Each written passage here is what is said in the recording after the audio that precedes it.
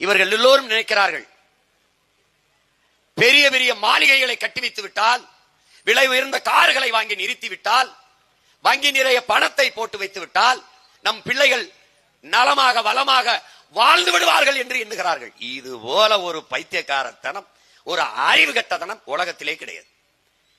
நீ மலையை நொறுக்குகிறாய், கற்கள் அதை என் சாண்ட் என்று நொறுக்கி சாலை போடுகிறாய், கட்டடங்களை கட்டுகிறாய், மாளிகைகளை எழுப்புகிறாய். நொறுக்கி நொறுக்கி சாலை போடுகிறாய், துறைமுகங்கள் கட்டுகிறாய், எல்லாம் செய்கிறாய்.